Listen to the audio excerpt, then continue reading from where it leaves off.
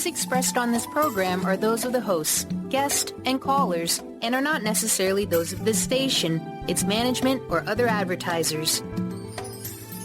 You're listening to Transformation Talk Radio.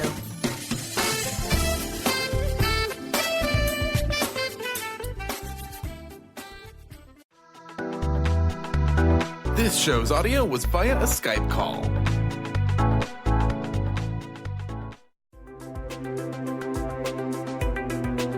Welcome to Knowledge Book Radio with Marge Potasic. Marge was searching for the purpose of her life and the truth that would tie everything together to make sense of what was taught and what was happening on our planet, the fire that was creating all the smoke. Through many experiences, she was finally led to the knowledge book that provided all the answers. Marge is now talking about this gift to humanity on Knowledge Book Radio, so all can be united in peace, love, and harmony. This live call-in show at 1-800-930-2819 is amazing. So get ready to hear about the knowledge book. Here's your host, Marge Potasic.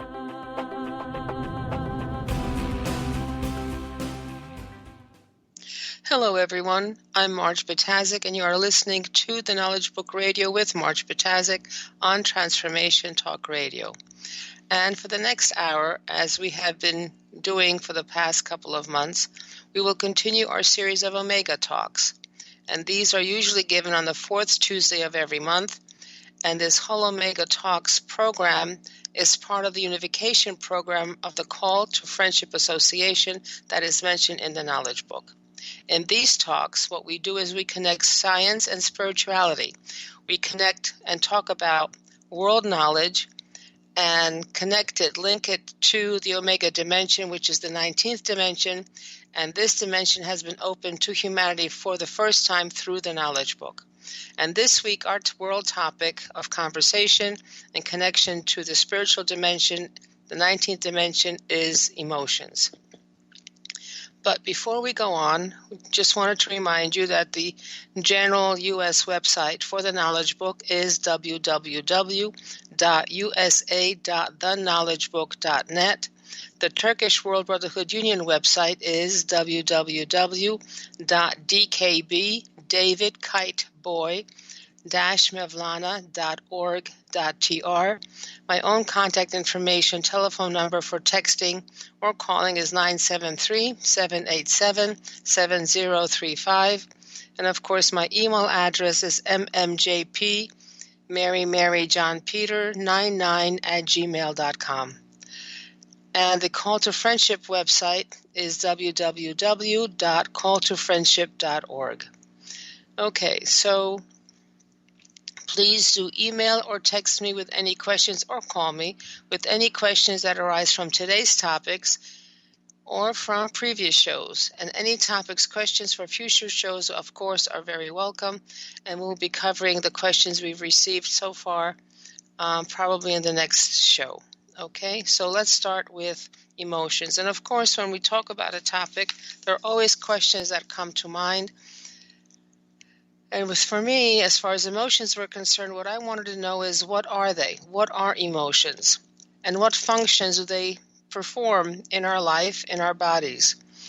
And is there something that affects us differently based on negative or positive emotions that we feel? And are emotions intrinsic? Does everyone have them? Is this something that we cannot do without, or is this something that we can eliminate completely? And when emotions arise, there's always something going on in our brains, whether we're thinking or automatically reacting. So what are the associated brain functions that come into play when emotions arise? And of course, the other question I have is, what is the role of emotions in our evolution? Do they play a role in our evolution? Do they not play a role in evolution? How important is this role as far as our evolution is concerned? Okay, so question number one, what are emotions? Emotions are defined as a natural instinctive state of mind deriving from one's circumstances, mood, or relationship with others. They are an instinctive or intuitive feeling as distinguished from reasoning or knowledge. Another view of emotion is it's a complex psychological state that involves three distinct components: a subjective experience, a physiological response, and a behavioral or expressive response. So you have two different views, and in here it seems to me that the definition itself says that emotions are intrinsic and they're instinctive, meaning they're part of a hardwired system that we have, a bodily system or our physical system. They're also connected to intuition, and they're separate from reasoning or knowledge. So we can possibly now be able to control our emotions or go away from emotions through using our brain. But emotions themselves are intrinsic, they're instinctive and intuitive, and tied to our physical state. Now, what are the basic emotions? The actual concept of what basic emotions are or possibly could be goes way back to the first century Chinese text called the Book of Rites. And as we all know, there are many different emotions that have been identified over time. However, now most scientists do agree that there are 6 basic emotions: love, joy, surprise, anger, sadness, and fear. Now, those are the 6 basic ones. I know that we are accustomed to experiencing and seeing around us people going through many different kinds of emotions, and many secondary emotions are then derived from these 6 basic ones. So when we take each individual emotion by itself, there is a gamut. There is something that is small as far as that emotion is concerned. It becomes more and more intense. So in terms of joy, we go from serenity to ecstasy. For trust, we go from acceptance to admiration. From fear, we go from apprehension to terror. In surprise, we go from distraction to amazement. In sadness, we go from pensiveness to grief. In disgust, that goes from boredom to loathing. And from anger, we go from annoyance to rage. And anticipation, we go from interest to vigilant. Now, these emotions that I've just mentioned, anticipation, trust, surprise, and disgust, and sadness, they all are emotions that come to be by combining 2 other emotions. So, disapproval comes when we combine sadness and surprise. When we combine fear and surprise, we have awe. When we combine fear and trust, we get submission. When we combine trust and joy, we get love. And when joy and anticipation unite, we get optimism. And when we have anticipation and anger, we have aggressiveness. And when we combine anger and disgust, we get contempt. And disgust and sadness gives us remorse. So we come through and get many different kinds of emotions based on the state that they are in, and which dimensions are the underpinning emotions that cause the other emotions to arise. So we have a cascading effect of emotions arising and combining and becoming something different. Now, what are the functions of emotions? I don't know if you have seen the Disney Pixar film Inside Out. Joy, if you remember, is the primary driver of the control center that represents the excited, explorative nature of normal developing youth. Now, joy, of course, is the one that always wants to be happy, is always optimistic, always looking on the positive side of things, and always wants to be happy and in control. And that kind of ties in with the rest of us because we always want to be happy. We always want to be on the upside. We always want to be on the joy rather than the fear or any other emotion. Now, fear and disgust are actually there to keep us safe. And they protect us from predators. So if we're fearful of something, we will stay away and we will get away and we will not get caught by the tiger. We will not get caught by the people who are trying to plot against us, and we'll be able to keep ourselves safe. Now, disgust itself protects us from being poisoned, both physically and socially. So when we see something that looks unappetizing to us, we don't taste things. We don't put things in our mouth that looks unappetizing and unhealthy.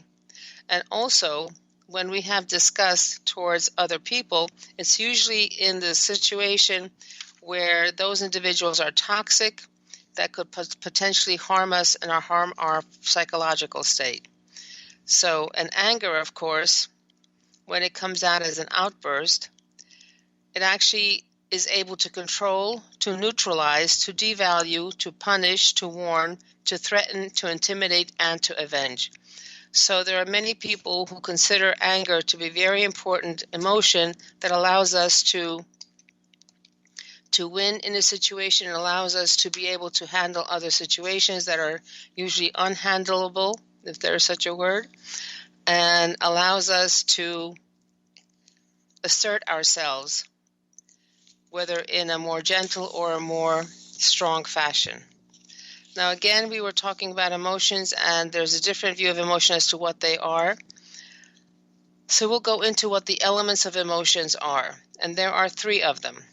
Number 1 is the subjective experience. This is something that happens to us, and we are feeling something, we're in some kind of an emotion.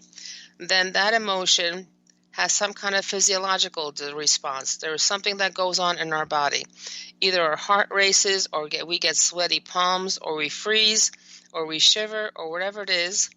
And then, no matter what the subjective and the physiological response is, we then have a choice. We then have the ability to have a behavioral response, and that behavioral response basically needs to be governed by the brain, by our intellect, and by our logic. So let's break this down little by little. So experts actually believe that there are basic universal emotions that are experienced by people all over the world. And this is regardless background or culture. Researchers also believe that experiencing emotion can be highly subjective, meaning someone may experience the same thing as someone else. However, one person will cry, another person will laugh, another person will not react at all visibly. So life experiences like getting married, having a baby, and starting a new job can have a variety of emotional responses depending on the individual, their culture, and their life experience. Then, of course, we have the physiological response. And if most of us at one point or another felt our heart flutter or our stomach lurch from anxiety or fear, and you know that, and we know that, emotions can cause strong physiological reactions. Many physiological responses that we experience during an emotion, like sweaty palms or racing heartbeat, are basically regulated by the sympathetic nervous system, and this is a branch of the autonomic nervous system. So this is an automatic response. This is something that the body itself controls, so we don't have much control over it. So adrenaline is produced in times of stress, while oxytocin and endorphins are released during emotions like love and happiness. And these, of course, especially stress and adrenaline, our muscles tighten, energy is sent out to the limbs, to the external portion of the body, and we have an increased sensitivity to pain. However, oxytocin and endorphins, here the muscles relax, energy is sent to the uterus, decreased sensitivity to awareness and pain. So this is the collect and protect or love hormone, okay?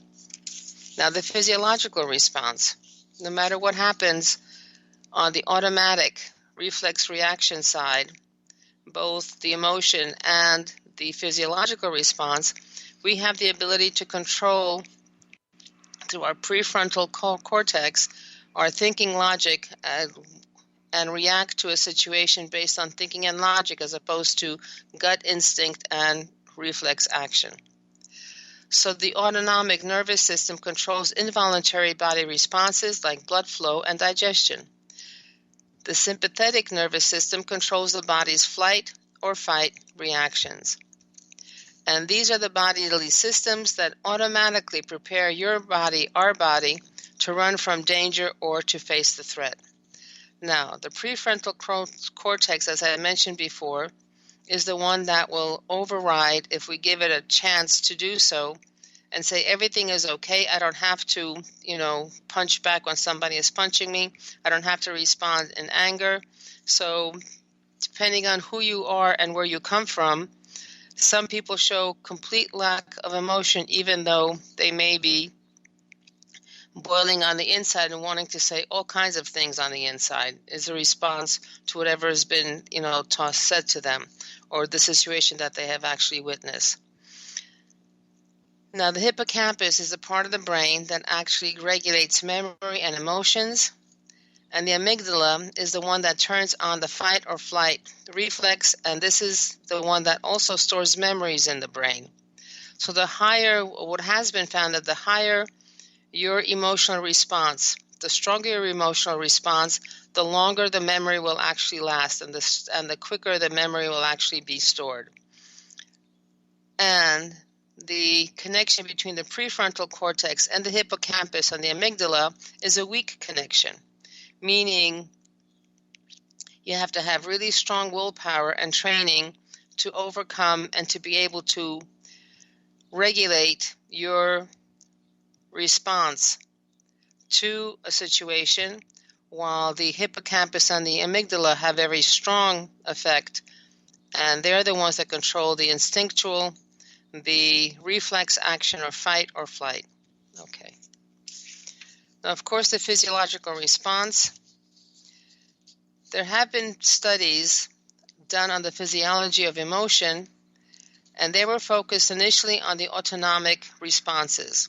However, recent searches have found, or recent research has found, and focused on the role of the brain in our emotion.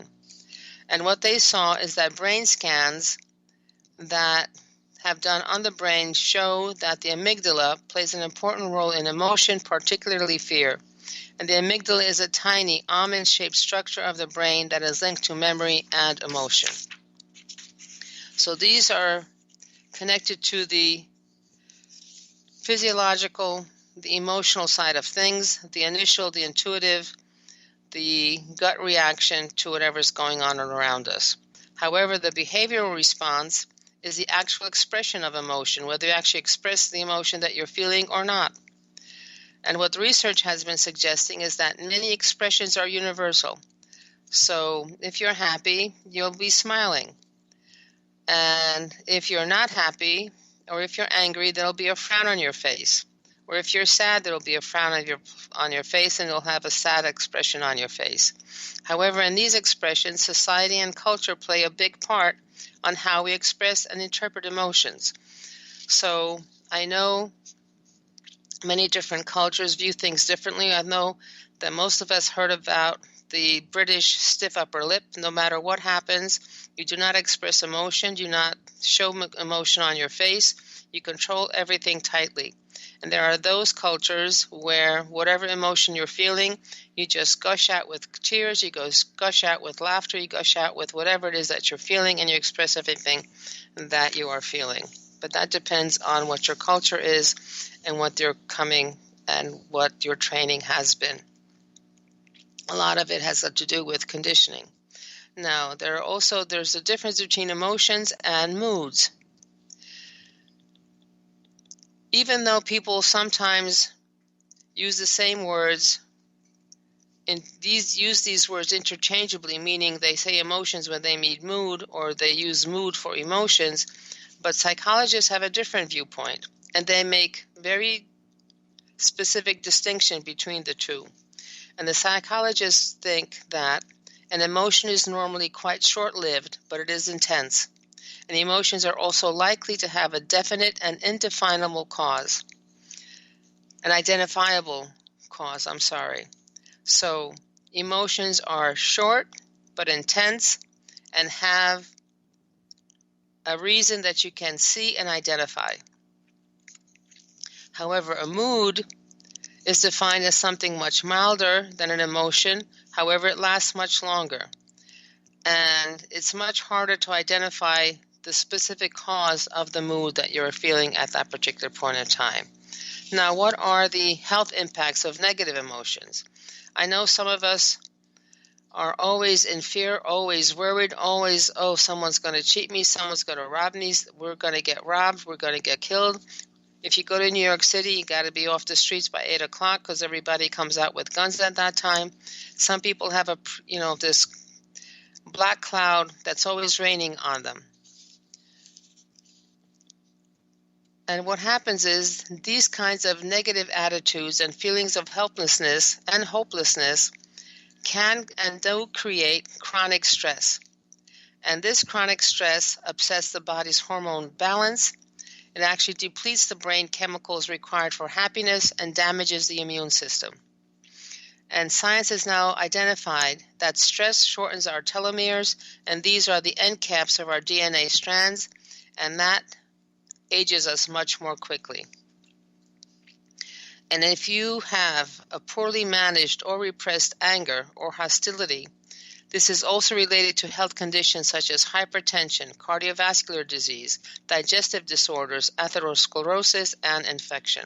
So negative emotions have a very high impact on our body, causing ultimately stress and could cause cancer. Now, those who read the knowledge book know that stress and negativity actually does cause cancer. However, it is spiritual strength that is recommended as the remedy and cure. And this is actually corroborated by scientific studies being conducted currently that show that a positive attitude of happiness, of being spiritually strong, meaning having a higher frequency, having a higher resonance level as far as our physical body is concerned, resonance energy is concerned, gives a much better outcome as far as the prognosis and length of life with cancer. Or sometimes it is the case that this kind of an attitude actually eliminates the cancer. Now, what spiritual strength means as far as the knowledge book is concerned, it is an evolutionary energy and frequency level at which the strong cancer organisms cannot thrive or survive. And again, those who are reading the knowledge book or who are in the knowledge book studies, they gradually rise to the evolution level that protects them from cancer-causing stress and the radioactive components of the space and time dimensions. So when we read the knowledge book, when we are part of the reading program, when we are part of the knowledge book studies, all those studies and the reading of the knowledge book and work with the knowledge book actually allows our bodies to gradually rise in evolution level, rise in consciousness level, rise in frequency and energy level. And as many of you know, disease can only survive at lower frequencies, at lower energies. Higher energy levels that are given by the knowledge book that actually we incorporate and we change our physical structure and we change our ability to deal with everything. It eliminates the stress and actually protects us from the radio, because there are dimensions, whatever knowledge we get from whatever dimension we're getting it from, they contain radioactive components. And this is the dimension that we are living in. We are in the space and time dimension. So the knowledge book eventually increases our magnetic field, makes it stronger, and we are put into a protective bubble, as it were, and all the negative, possibly dangerous radioactive components of energy is blocked, and we only get whatever it is beneficial for us and for our bodies. Now, what about, we covered the negative emotions and our effect on health. What about positive emotions in our health? We kind of touched about this, but we'll go a little bit deeper into it. So people who have a good emotional health are aware of their thoughts, they're aware of their feelings, and they are aware of their behavior.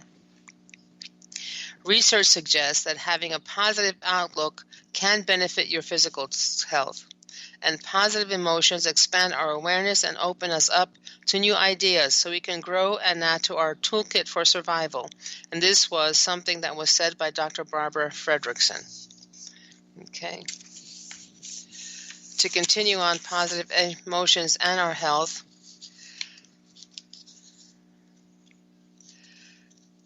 people who are emotionally well have fewer negative emotions and bounce back from difficulties faster. And this quality is called resilience. meaning whatever happens to you, even if it is a negative amount, a negative or hurtful situation, you will bounce back and will take it, handle it, and go on and not dwell on it.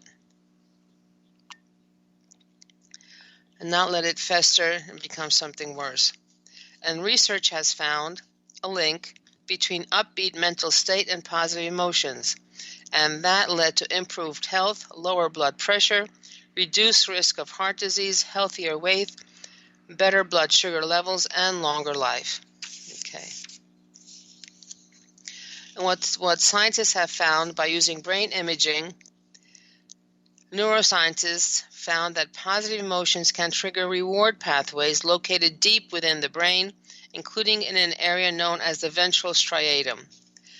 And as per Dr. Richard Davidson, individuals who are more into positive emotions have a lasting activation of that ventral striatum. And the longer the activation lasts, the greater are the feelings of well-being and health. So happiness in and of itself broadens our focus and expands our thinking. Now, what about love? It is only recently that psychologists have begun to appreciate the benefits of happiness and positive emotion, benefits that include everything from enhanced creativity to improved immune system function. However, as stated in the knowledge book, love is not a feeling tied to our egos and desires, but a frequency characterized by giving, expecting nothing in return. So love initially is something that is an intrinsic emotion that's tied to our bodies, that is tied to our desires, tied to our ability to procreate and make sure that we replace ourselves as we pass on. However, that is just the beginning. That is the first step of love. There are many gradations of love, and we have family love, we have divine love, we have many different levels of love, but the love that is mentioned in the knowledge book is not a love, but is defined as a vibration. It is a frequency. And this frequency can be characterized or can be seen in people, or this frequency, is held by an individual when they are able to give something to you without any strings attached. You know that this is a gift. You can do with it what you want. And you know that you will not be expected to give anything in return. So this is the true meaning of the love frequency as defined by the knowledge book. Now, they found something also very interesting. There is a study that was done by the UCLA's Mindfulness Awareness Research Center, and they said that regularly expressing gratitude literally changes the molecular structure of the brain. It keeps the gray matter functioning and makes us healthier and happier. They found through experiments that when participants reported grateful feelings, their brains showed activity in a set of regions located in the medial prefrontal cortex, and this is an area in the frontal lobe of the brain where the two hemispheres meet. And this is an area of the brain that's associated with understanding other people's perspectives, with empathy, and with feelings of relief. And this is also connected to the systems in the body and brain that regulate emotion and support the process of stress relief. So if you've ever done journaling, if you've ever followed any of the recommendations for being happy, people always say be grateful for what it is that you have, and at the end of the day, make a list of what it is that you're grateful for that day. And that will lead definitely to much greater happiness. Now, what is the underlying cause of what the emotional effects produce? So there was an experiment that was run. There was one colony of cells that was living in one petri dish, and that colony of cells, similar cells, were divided into two petri dishes. Now, one dish had nutrients and the other had toxins. So one petri dish, nutrients were introduced, and into the other petri dish, toxins were introduced. And both these petri dishes with the same colony of cells, the divided colony of cells, were put into an incubator at the same time. And after a while, they found when they examined the petri dishes that the cells that had the nutrients moved towards the nutrients, while the cells with the toxins moved away from the toxins. So the conclusion is that when a cell sees something that gives it growth, that allows it to grow, it moves towards this positive signals with wide open arms to take it in. And when a cell sees toxins, it moves away from the negative signal and closes down and goes into protection mode. It does not grow anymore. It stops growth and therefore will not ever be able to be in contact with that toxin. So bottom line is an individual cell can be either in an open growth state or a closed protection state, but the cell cannot be in both states at once. When we think of growth, we usually think of, a child developing into an adolescent, developing into an adult, and so on and so forth. But that's not what this means. When your body is in growth mode, when your cells are in growth mode, they are able to replace themselves. Now, every one of our cells in every one of our bodies is replaced every day. So I think most of you know that our entire body is replaced every 7 years. So if we are in growth mode, even if that cell is sick, it is replaced by a healthier cell, which means when you're in growth mode, you're in health mode. You are continuing your healthy division. You're maintaining your body in its optimum state. However, if you go into a protective and closed non-growth mode, that means the body cannot repair itself. The body cannot grow, and it deteriorates. Okay? Now, the human body itself is composed of billions of cells. Some say trillions of cells. Now, these cells are held together through their vibrations, and the human body itself is a community of individually conscious and evolving cells that love and serve the human. This comes from the Knowledge Book. And just like the cells comprising it, the human body also opens to the positive signal. It is able to grow and to maintain health. However, the body shuts off growth and goes into protection mode when faced with what it perceives as negative signals or stress. And how does this mechanism work? Well, this is something that's called the hypothalamic pituitary adrenal axis. The hypothalamus is the brain area that interprets perception. And when it perceives a positive signal, then the pituitary is notified to send signals to grow and maintain health to all the cells of the body. So the hypothalamus is the one that's responsible for interpretation of whatever is perceived by the brain. Perception of a positive signal, then the pituitary continues to send signals, okay, everything's fine, guys, you can keep growing, you can keep being healthy, you can keep maintaining health in all the cells of the body. However, if the hypothalamus sees a threat situation, then the pituitary sends the signals to the adrenal glands. And the adrenal glands then release stress hormones that in turn cause the blood to be shunted from the internal organs, and these would be the function of growth, maintenance, etc., and it sends the blood to the extremities, to the arms and the legs, to prepare for flight or fight. Stress hormones also shut off the immune system, leaving the body open to opportunistic organisms like bacteria, viruses, parasites, and cancer. Now, it has been shown many times that we all have cancer cells in our body. We all have parasites in our body. We all have bacteria and viruses in our body. It is only at the time, however, if we have a strong immune system, our strong immune system handles all of that, meaning it eliminates the bacteria, the viruses, the parasites, and the cancer. However, in the case of stress and negativity, the body goes into protection mode, it stops growing, stops maintaining health, and the immune system then is also stopped and shut off, and therefore all these opportunistic organisms take over and we get sick or we get cancer. But that's not the only thing that happens. Stress hormones also shunt the brain blood supply from the front of the brain, which is consciousness intelligence, to the paleomammalian brain. And this is our old reptilian, this is our old animal brain that is fight or flight, that it does not have intelligence, and it functions basically on an instinctive reflex reaction mode. Fight or flight, kill or be killed. This is that brain. So this whole process, our brain, based on our perception, based on what our hypothalamus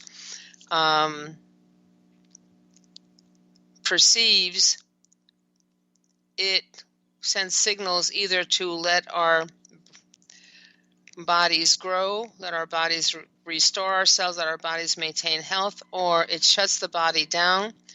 It shuts down the supervisory system and goes into fight or flight, and stress hormone levels skyrocket. Okay. Now, perception. It all depends on what the hypothalamus actually perceives. So how do we perceive perception? There is one cartoon that I saw that basically described this perfectly. There is, depending on where you look at it, something laying down on the ground that's a number. It could be a 9, it could be a 6. Now, if you're at the circular part of the 9, then the person at the head would say, well, this is actually a 6. But the person who's got the tail of the 9, from that angle, it'll see a 9. So it depends, what you perceive depends on your viewpoint. Now, fascicule 4 of the knowledge book states that in whichever way you look at it, in whichever way you think of it, that is the way it will be. If you think it is good, it will be always good. And if you think it is bad, it will always be bad. Therefore, it is not the actual state of anything or situation, but our perception of it that determines whether we are in growth, maintenance, and health mode, or we are in stress and allowing opportunistic organisms to flourish, causing disease. The knowledge book also states that everything is proceeding towards the perfect, therefore it is our perception of something as negative that creates the negativity and therefore our stress. So if you think it's going to be great, it's going to be great. If you think it's going to be bad, definitely will be bad, because you will yourself sabotage it. And it doesn't matter what happens. Whether it's good, bad, or indifferent, it is your perception of it. It is our perception of it that determines whether we continue in health mode or if we go into stress, allowing these opportunistic organisms to flourish and cause disease in ourselves. When we think that everything that has happening is perfect, when we accept everything as it is because it is, then stress basically disappears and we are always happy. So once again, we'll talk about the mammalian brain. So emotions like fear and anger and love are connected to the limbic system, sometimes called the paleomammalian or primordial brain. And this is the innermost part of the current brain structure, which is then surrounded by the higher level functioning cerebral cortex, which is the seat of consciousness and intellect. Now, the main purpose of this system, this mammalian brain system, is self-preservation and survival in the world dimension.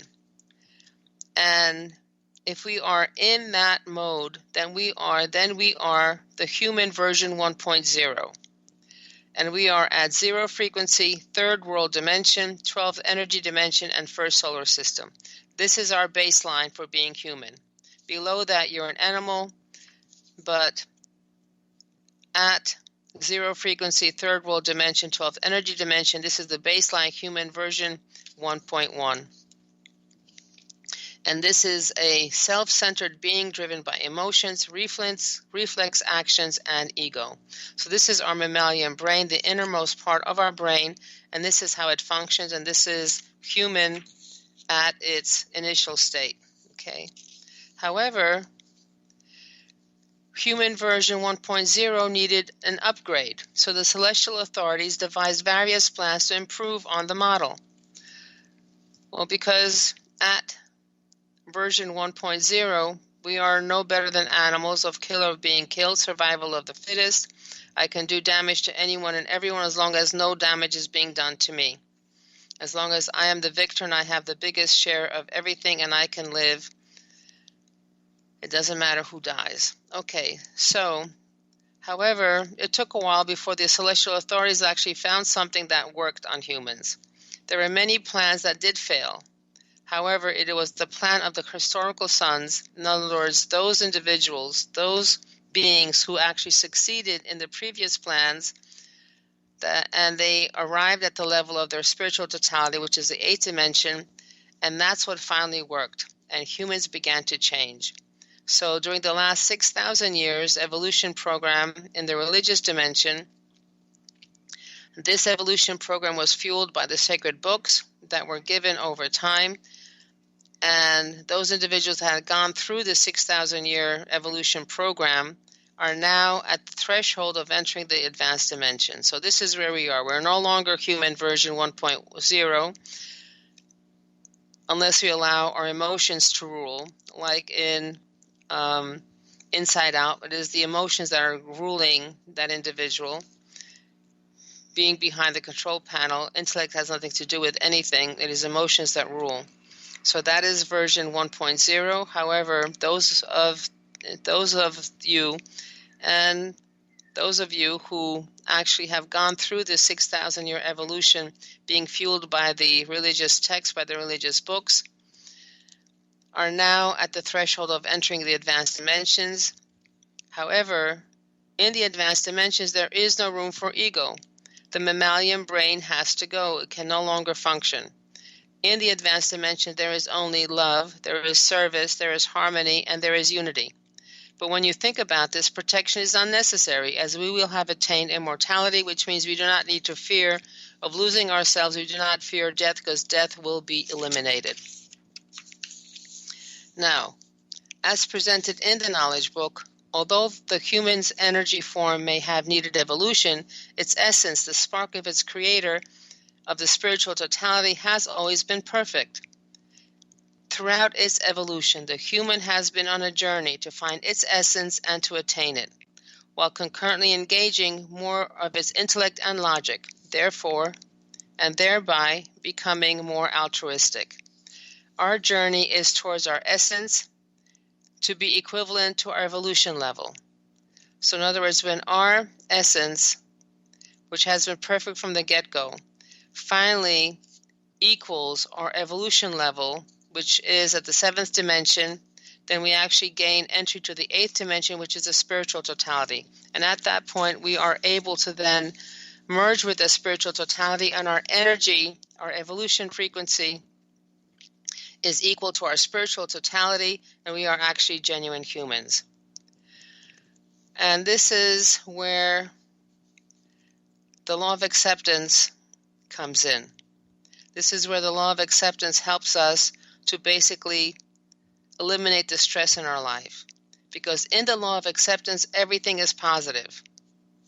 So our essence is alpha, which is love and the spiritual dimension, while our intellect is beta, the logic or the lordly dimension. And acceptance is defined as having our alpha and beta dimensions in balance. And this is what is actually defined as the unification of the essence, heart, and the intellect. When we are in accordance with the law of acceptance, we are always happy. We are always in growth and health mode. We have the consciousness of what to do. We know that everything that exists, all the experiences we go through, can only result in a positive outcome. And that, of course, leads to the perfection, and that leads to stress disappearing and us always being happy. So emotions actually equal the world dimension. The evolution of a human starts at 0 frequency, 3rd world dimension. This is the dimension where self-preservation is our primary goal, and emotions are both intrinsic and crucial. We need to be able to preserve ourselves to be able to live and to be able to produce offspring. However, as we evolve through the path's design, emotions become shackles. They actually imprison us in the world dimension, not allowing us to progress to higher dimensions. In the advanced dimensions, ego and emotions are not needed, as we will have achieved immortality and we will have arrived at our true home. In higher dimensions, to repeat, service and unity, guided by the triangle of intellect, logic, awareness, are primary, and even the vibration of true love disappears. as love is recommended for those who will evolve. This comes from Fascicle 12. And now it looks like it's a good time to take a break. And you've been listening to the Knowledge Book Radio with Marge Patazik. And to remind everyone that the US Knowledge Book website is www.usa.theknowledgebook.net. The telephone numbers for questions and topics is 973-787-7035. My email address is mmjp, Mary John Peter, 99@gmail.com. And when we come back, we will continue with emotions. We'll summarize what we have just covered. Stay tuned. We'll be right back.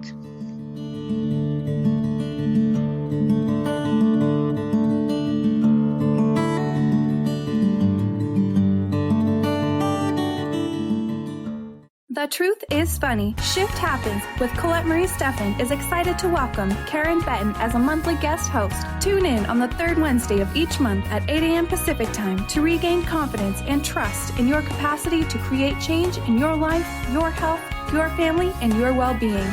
Karen Benton is a mother, nurse practitioner, certified body talk practitioner, Franklin Method instructor, and owner of Limitless Living LLC. For more information about Karen, visit KarenBenton.com. Our angels and animals are always working for and around us. Darcy Pariso knew from an early age she felt this incredible presence that was confirmed for her in a Reiki Level 1 course. From then on, she has honed her skills and dedicated her talents to providing answers, inspiration, and tools for people to move past limiting blocks and past traumas to truly live a life of happiness. For more information about working with Darcy, visit darcypariso.com. Tune in to Knowledge Book Radio with host Marge Patazik each Tuesday at 1 p.m. Pacific, 4 p.m. Eastern on TransformationTalkRadio.com. Through many experiences, Marge was led to the Knowledge Book, a gift to humanity in its transition to the Golden Age, and it provided the truth and the answers. She now shares information from the Knowledge Book with you each week on TransformationTalkRadio.com. For more information, visit usa.theknowledgebook.net. To find answers to life's questions, you need to look within yourself. Dr. Glenna Rice brings your questionable conversations on Transformation Talk Radio each month. Tune in each month for insight into how you can live up to your full potential. Dr. Glenna is a physical therapist, certified Access Consciousness, and Access Body Class facilitator. How does it get any better than this? For more information on Dr. Glenna Rice and her work, visit glennarice.com.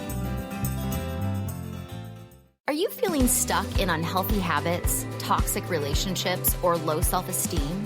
Do you crave a healthy relationship filled with inspiration? You might just be on the verge of attracting your soulmate. Tune in each month to The Laura Richer Show, where dating coach Laura Richer and co-host matchmaker Peggy Bennett share tools for using your dating breakdown for a relationship breakthrough. For more information, visit richerhealinghypnosis.com. What is a brilliant culture, and how do we create them? Why are they important? Claudette Rowley has created a breakthrough 5-step process to help you align your culture with your business strategy for exceptional results. Looking for a culture that drives organizational excellence? Listen to Cultural Brilliance Radio, the second and fourth Friday of each month at 10 a.m. Pacific and 1 p.m. Eastern on Transformation Talk Radio. To learn more or work with Claudette, visit culturalbrilliance.com.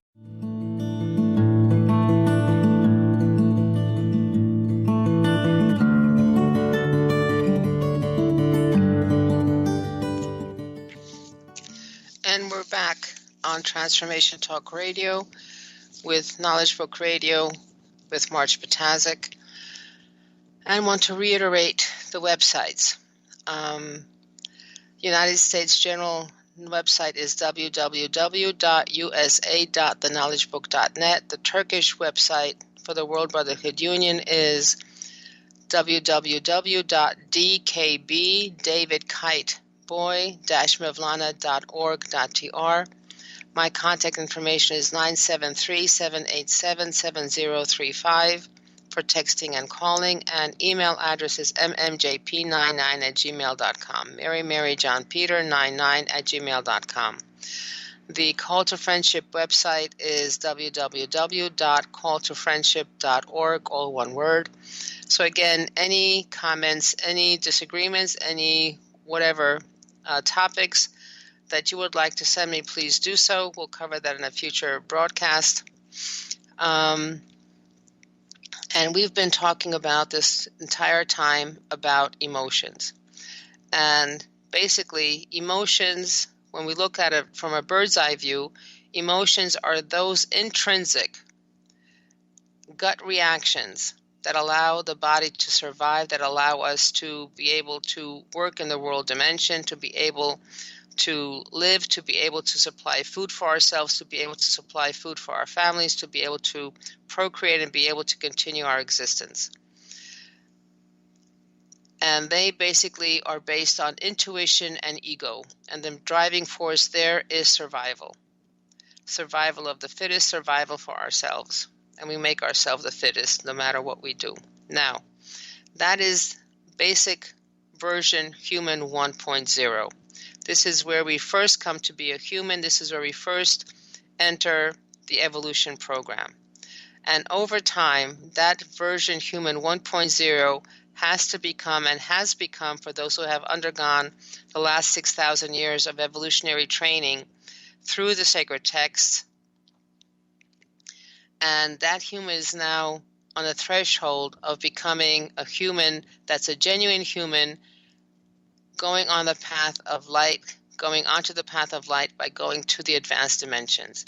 And in the advanced dimensions, there is no place for ego. So when you think about what the function of ego is and the function of emotions are, it allows us to exist in the world.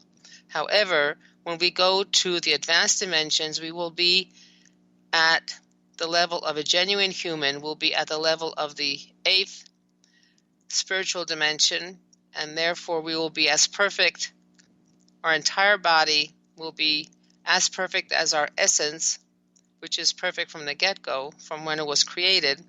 And we will be able then to be in the advanced dimension. And the advanced dimensions at that point, we don't need ego. Ego is there to protect ourselves, to be able to continue to live on the world planet.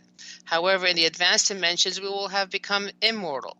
We will not need this protection mechanism, but we will be able to serve, to love, and to be able to give whatever is necessary to those who need it.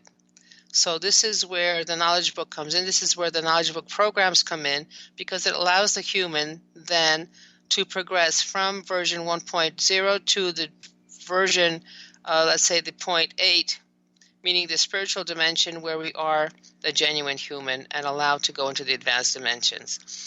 Now, we will have refused to function with the mammalian brain. We will have now become altruistic beings. We will have become those individuals who don't need protection anymore, because we will be immortal. We will be in our true home, in our true environment.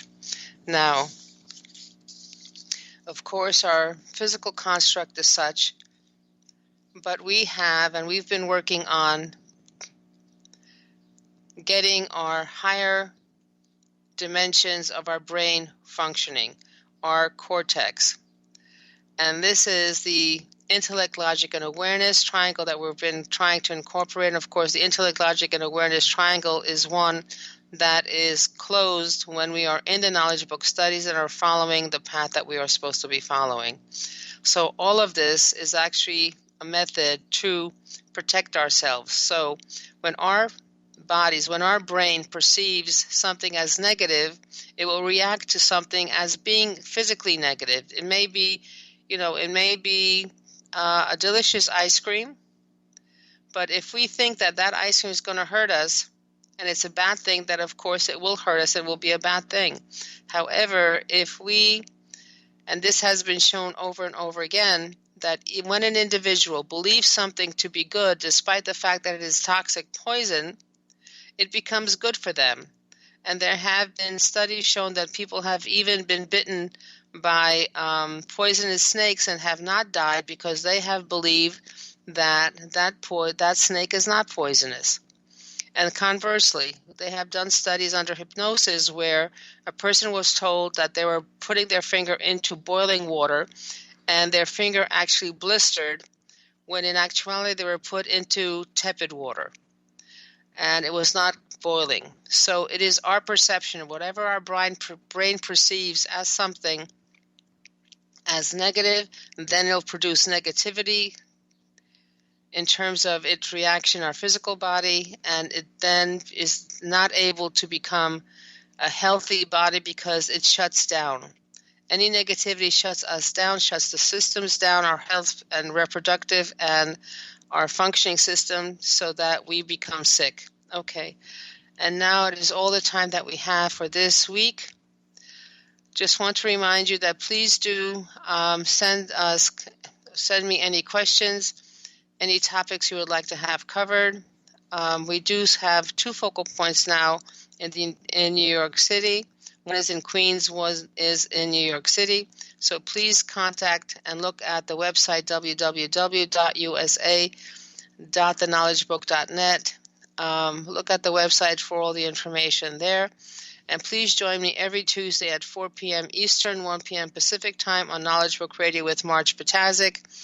This is all the time we have. All the best to you. See you next time. You've been listening to Knowledge Book Radio with Marge Patazik. Marge was led to the Knowledge Book, a gift to humanity, and its time of transition to the Golden Age that provided the truth and energies and frequencies.